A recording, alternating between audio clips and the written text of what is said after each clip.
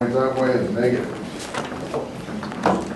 His view of history is sophisticated, and he's not deceived by, he really is on a different level than some of what he would call the mediocre intellectuals of his day. Okay, previous solutions.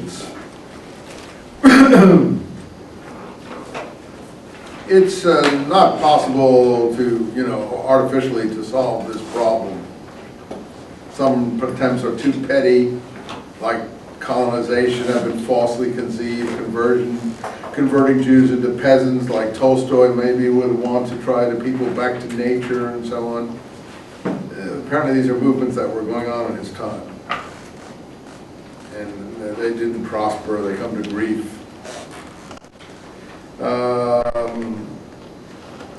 He says about machinery. We know all this, what peasants do now, can be done with machinery.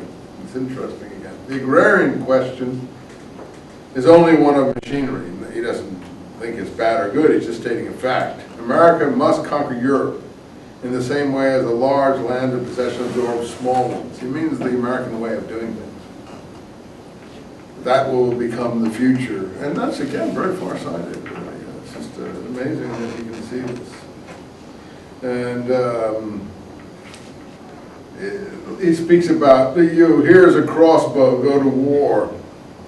It's like saying to a Jew or someone, what, with a crossbow while others have small arms and Krupp, it's the big German arms manufacturer, Krupp cannons, and so on. It's really quite charming to hear him talk.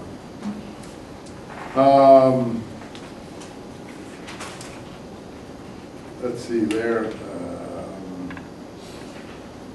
The next page, he speaks about the do-gooders of the world, something that I've been, unfortunately, maybe overemphasizing, who send Jews to plow, forget a very important person who has a great deal to say. That person is the peasant. The peasant, that is in Europe, is absolutely in the right for the tax on land, the risks attached to crops, the pressure of large proprietors who produce at cheaper rates, not to mention American competition, all combine to make life more difficult. This still goes on in Europe, where the French peasants complain about the common market policies.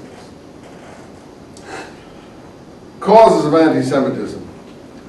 And the main current of Jew hatred today is different than previously.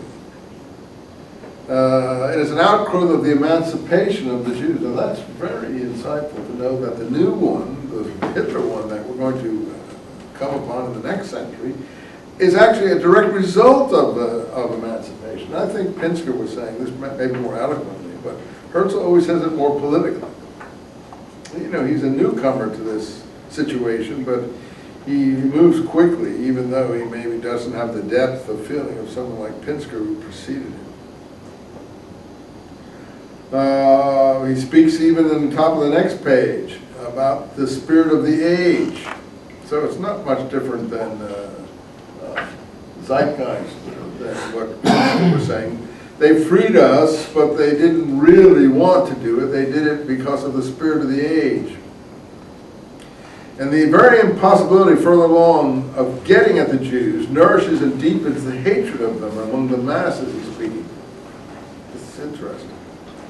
Its remote cause is the loss of our assimilability during the Middle Ages. In other words, we were so confined in ghettos and things like that, and so under our rabbinic control, and so perceived as this separate, odd entity, that we were unassimilable. And its immediate cause, again, our production of mediocre intellectuals. Our Karl Marxes, our Trotskys, those are just the ones that you've heard of. All the other ones that, cause a lot of antagonism in the governments and among and Hitler, again, played on that masterfully, him and people like Goebbels and so on and so forth. Speaks about assimilation on page bottom of 219, 220. Look, I don't say they should stop assimilating, he says. if they want to. We could perhaps vanish without a trace, top of 220, into the surrounding peoples if they would let us for just a couple of generations. But you see, he's right, you know, totally. This is what happened in Germany. Hitler went and took the people several generations back, inquired into their, you know, genealogies. But they will not let us be. He said, they won't allow us. After a brief period of toleration, there are still erupts. Well, we're seeing that in Europe now. There was a brief period of toleration after the Second World War, and now it's back again. The Jews in the form of Israel are the cause of all the problems. So it's just started all over again. I mean, now you may not see it that way. You may think that that's a correct statement. Okay, but from a Jewish perspective, that's how it's seen. You may think whatever you like as far as the political situation in the world, but from the Jewish perspective, yeah, we're the cause of all the problems again. So it's just back to the same old thing in new guise. The plan. Let sovereignty be granted us over a portion of the globe adequate to meet our rightful national requirements, and we will take care of the rest. We don't want your help, we'll do it ourselves. Just give us the sovereignty over a portion of the earth adequate to our needs. Now that's where he comes in conflict with the other Zionists who say it has to be Jerusalem, it has to be Palestine. Herzl is willing to do it almost anywhere for a start. Whether he ultimately wants to go to Palestine, that's another question. And governments who are anti-Semitic will be keenly interested in getting this sovereignty for us. They'd like to get rid of us.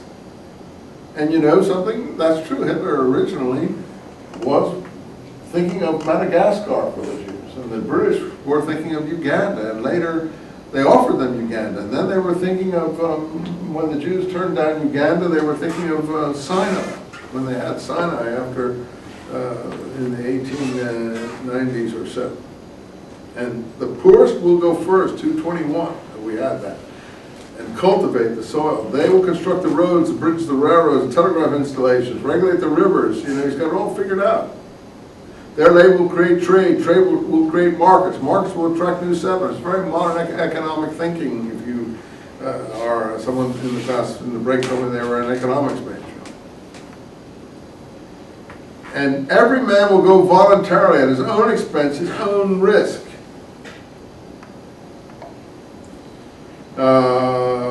You know, if we want to erect buildings, we should not drive a few shaky piles into the marsh like lake dwellers. We should build as men build. Again, that honor idea.